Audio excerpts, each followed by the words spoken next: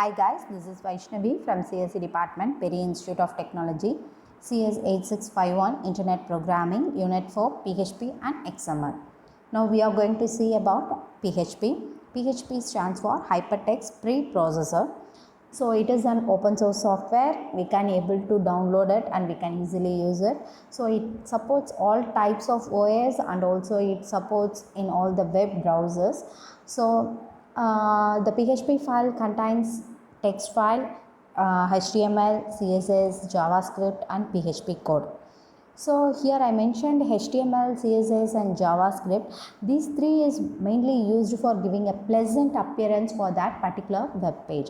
And here the PHP code is for solving that particular functionality. Okay. So the next one I already said it is an server-side programming language. So the code is obviously executed in the server and it returns the result for the browser in a plain text. Okay.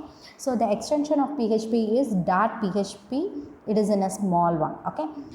Next, it is a dynamic page content. That is a dynamic page content sense. If I want to log in into my Facebook account, I have to give my username, password. Afterwards, I have to click the button. What button it is? Login button. I have to press it. Once I press that login button, spontaneously it is switching into my account, right? So it is dynamically it is responding. Okay, so in that process we are saying it as a dynamic page content. Okay. The next one, we can able to create, open, write, delete, close files on the web browser. The next one, we can able to send and receive the cookies from the server.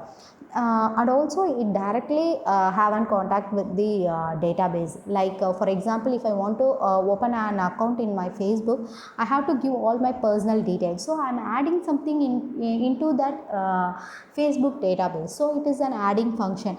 Next one, delete sense. If I don't want my account in the FB sense, obviously I will go for a removing process. So in that case, I am doing the deletion option. Okay. The next one is modification sense. If I want to update my phone number or else my email ID, whatever it is, if I want to update, I am going to change my data from so I am going to change my data from the database. So it is a modification. The next one, PHP can be used for control the user access. User access sense, I am going to control my user, like I'm customizing the access of the user. So for that also I can use PHP. The next one, PHP is used for encrypting the data. So it is obviously an programming language. So in that programming language I can able to easily encrypt my data. So this is an introduction for the PHP. Now we are going to see some basic syntax of PHP. So in the basic syntax, what echo is for printing hello world. This is for a refreshing part. So this is the basic syntax. Here I given HTML and body. This is an open. Here I opened the HTML tag and the body tag, and H1 is the heading part. That next one is I'm going to print something in the PHP code. Okay, so what I'm going to print is obviously it is in hello world. Okay, so I'm going to print that. So this is the basic syntax of the PHP. So if I execute it, it obviously goes to the server and it returns the plain text of hello world. So next we will going to see some programs. Now we are going to see simple calculator by using PHP. Okay, so as usual we are going to done this program by means of HTML. So in the first and foremost thing, I open the HTML tag and head. Title is simple calculator program. Then I close the tag. Okay, next I am opening PHP tag, that is question mark PHP, right? So that is the dollar symbol denotes that is I am going to declare a variable. So my variable here is first sum. So that is my variable, and the next variable is second num. So I'm going to declare two values. One is first number and second number. So this is my two variables, and the third variable is operator. Operator sense, so simple calculator sense, we have 4 operation. One is addition, subtraction, multiplication and division. So I'm here this operator will choose what operation I'm going to perform, whether it is an addition, subtraction, multiplication or division. And the last variable is for result. So what is, if I'm going for an addition sense, what is the result of that particular operation? So for that I'm declaring 4 variables. The first 2 variable is for getting the value, and the third one operator variable is for getting what operation I have to perform, and the fourth one is for displaying the result. Okay. The next one, the next condition I am checking whether the first number and the second number is a number.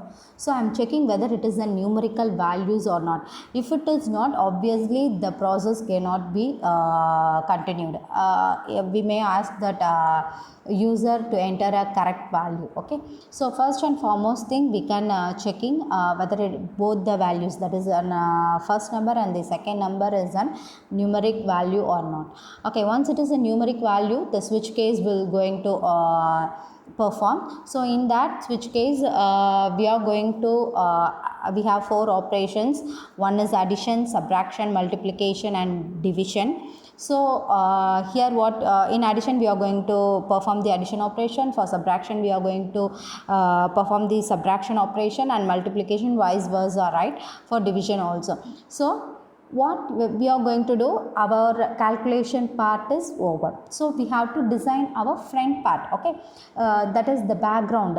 Here it is a it is a PHP coding, right? So in the PHP coding, what we have done is we just perform the operation, that is we perform the function. So in HTML, what we are going to do is we have to give up some pleasant appearance for the web page. So what is that pleasant appearance? I have to give a text field for first value, and I have to give a text field for second value, and I have to give a button for the operation, and I have to give a submit button. Okay. So here what I have done is I have declared a text field, that is a text field for entering that first number, and next text field for second number, and I make the result as a read only, because I cannot able to change that particular result. Okay. Next I have 4 submit button for the operator. Okay. The first button is for addition, and the second button is for subtraction, and the third button is for multiplication, and the fourth button is for division. So this is my part. So I am going by means of HTML, I am going to do what? I am going to give a pleasant appearance for my web page, and for PHP I am going to do a background operation. So this is the thing we are going to perform in the PHP, and this is the program for simple calculator. We are going to see create, retrieve, modify and delete a cookie. Okay. So create means how to create a cookies in a particular device. Okay. For that we have to set cookies name and cookies value. Here my cookie name is user and cookie value is John Doe. Okay. What I'm going to do is I'm going to set cookie name, cookie value and the time. So how I'm going to set a time is it depends upon a day. Okay. In a day we have 24 hours.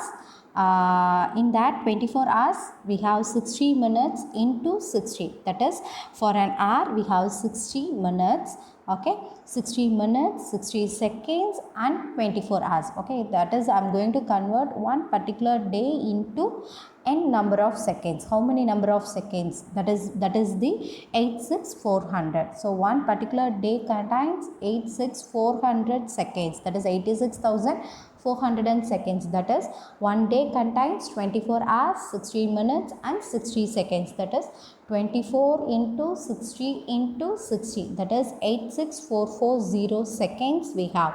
So I'm going to activate that cookies into 30 cents. Here it mentioned the days. Okay, so how many days I'm going to activate this? I'm going to activate for a month. Okay, so I'm going to create a cookie for a month. So this is for creating a cookie. So very simple syntax. Set cookies is the only syntax for creating the cookie. Okay, the next one, retrieving.